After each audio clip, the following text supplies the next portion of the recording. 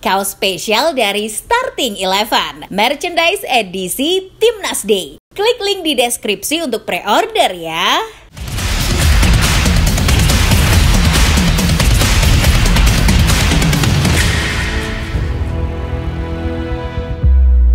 Kenapa ada pemain bagus tidak dipanggil Timnas Indonesia? Kenapa pemain ini justru yang dipanggil? Kenapa pemain itu tiba-tiba dicoret? Kenapa? Pertanyaan-pertanyaan tadi mungkin ada di benakmu ketika melihat daftar pemain saat Timnas Indonesia mau bertanding. Entah itu di level kelompok umur maupun senior. Orang banyak yang bertanya, apa sih sebetulnya kriteria untuk bisa dipanggil Timnas Indonesia? Misalnya pada saat laga melawan Bahrain kemarin, pemain dari Liga Indonesia Malik Rizaldi yang sebelumnya tak pernah memperkuat Timnas Indonesia justru dipanggil untuk melakoni laga melawan Bahrain dan Cina. Sementara Ramadan Sananta tidak. Bomber Persebaya itu bahkan turun sejak menit awal di laga menghadapi Bahrain. Segala keputusan yang berkaitan dengan pemanggilan pemain sepenuhnya menjadi hak prerogatif sang pelatih. Meski begitu, para pelatih Timnas Indonesia, terutama yang sekarang, membeberkan kriteria dan cara mereka dalam memilih pemain. Apa saja cara-cara tersebut? Mari kita bahas. Namun, harus digarisbawahi bahwa yang akan dibahas adalah cara pelatih Timnas Indonesia yang sekarang bekerja saja, yaitu Indra Syafri, Nova Arianto, dan Sinteyong. Oh ya, jangan lupa subscribe dan nyalakan loncengnya agar tidak ketinggalan video terbaru dari Starting Eleven. Let's go! Kita mulai dari pelatih yang 2 kali mengantarkan Timnas Indonesia U19 meraih gelar Piala AFF. Tiada lain, dia adalah Indra Syafri. Dari segi pengalaman, Indra berkecimpung di tim nasional sejak tahun 2011. Waktu itu ia dipercaya melatih Timnas Indonesia U16 sebelum akhirnya juga diminta membesut Timnas U19. Sejak saat itu yang dilakukan Indra memantau pemain-pemain di Liga Indonesia. Dalam kanal YouTube Deddy Corbuzier, Indra mengatakan demi menemukan pemain untuk Timnas Indonesia, ia beserta tim memantau kompetisi dan dari pertandingan ke pertandingan. Saat menukangi Timnas Indonesia, Indra Syafri selalu menekankan bahwa tim nasional bukan tempat untuk pendidikan dan pelatihan. Menurutnya, yang layak dibebani tugas membentuk pemain adalah klub. Oleh karena itu, ada hal-hal yang wajib dipunyai seorang pemain tim nasional. Terdapat 5 kriteria yang akan menjadi bahan pertimbangan Indra Syafri dalam memilih pemain untuk tim nasional. Kriteria pertama adalah postur.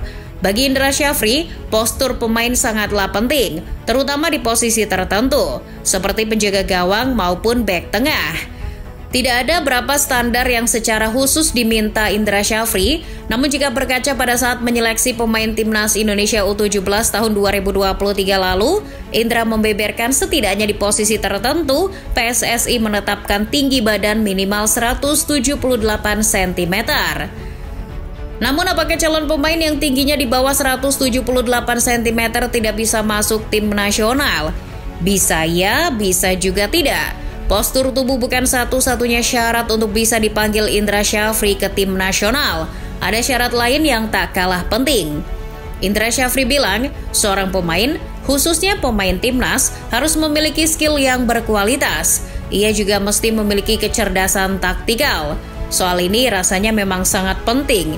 Bagaimanapun permainan di atas lapangan bergantung pada taktik meski tidak sepenuhnya.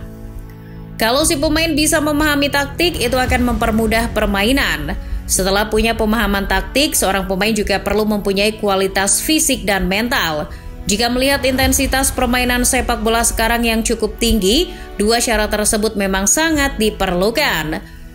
Metode latihan yang diterapkan Indra Syafri juga cukup keras. Saat melatih Timnas Indonesia U20 misalnya, Indra memakai metode pelatihan ala marinir untuk menggembleng para pemain. Jelas pemain yang pinggangnya gampang sakit akan sulit masuk ke timnya Indra Syafri. Omong-omong soal persyaratan fisik, lebih detailnya nanti kita bahas di bagian Sinteyong. Sekarang kita ke Nova Arianto terlebih dulu. Ia anak mantan seorang pelatih. Namun di dunia kepelatihan, Nova terbilang nama baru. Namanya baru melejit kala menjadi asisten Sinteyong sejak tahun 2020 lalu. Pria kelahiran Semarang ini hanya mengikuti Sinteyong baik di level U23 maupun senior. Namun pada Februari 2024 lalu, Sinteyong memberi kesempatan kepadanya untuk mengambil kursi pelatih utama di Timnas Indonesia U16 atau U17. Setelah ditunjuk, Nova meniru cara-cara yang dipakai Sinteyong dalam melatih Timnas Indonesia U17. Namun, Nova selalu menemukan sendiri caranya termasuk dalam memilih pemain untuk Timnas Indonesia U17. Secara prinsip, ada dua kriteria menurut Nova Arianto. Pertama, bahwa seorang pemain akan dilihat kemampuannya dalam bertahan, menyerang, dan transisi. Ini penting karena berkaitan dengan filosofi sepak bola yang dimiliki Nova Arianto, yakni solid dalam bertahan dan transisi cepat ketika pegang bola. Kedua, yang cukup sering ia tekankan adalah etos kerja. Nova selalu melihat pemain dari etos kerjanya. Ia tidak peduli dari mana pemain itu berasal. Soal ini ada contoh kejadian yang menarik. Suatu ketika, Diego Sinathrya, anak pasangan kondang Darius Sinathrya dan Donna Agnesia, mengikuti seleksi untuk Timnas Indonesia U16 yang akan berlaga di Piala AFF U16 2024 lalu. Namun, Diego tak lolos seleksi. Nova Arianto mencoretnya dari skuad. Tidak ada alasan pasti mengapa Nova tak menyertakan Diego. Namun, ini menjadi semacam harapan bahwa ternyata untuk masuk tim nasional itu tidak dilihat dari latar belakang. Nova tak peduli latar belakang Diego yang selain anaknya artis, juga menempa ilmu di Akademi PSG. Tentu PSG yang di Paris, bukan PSG Pati. Apa yang dilakukan Nova juga memperlihatkan bahwa semua anak, calon talenta atau apapun itu menyebutnya, memiliki kesempatan yang sama untuk menembus atau gagal menembus Timnas Indonesia. Dalam memilih pemain, Nova juga tidak memberikan batasan. Dari latar belakang manapun akan diberinya kesempatan. Setidaknya jika tidak di tim nasional, kesempatan itu datang pada saat tahap seleksi. Setelah dari Indra Syafri dan Nova Arianto, sampailah pada Sinteyong, pelatih Timnas Indonesia senior. Karena tarafnya lebih tinggi, jangan kaget kalau Taeyong punya segambreng persyaratan. Harus dipahami setiap pelatih punya subjektivitasnya masing-masing. Namun, tetap ada pertimbangan matang.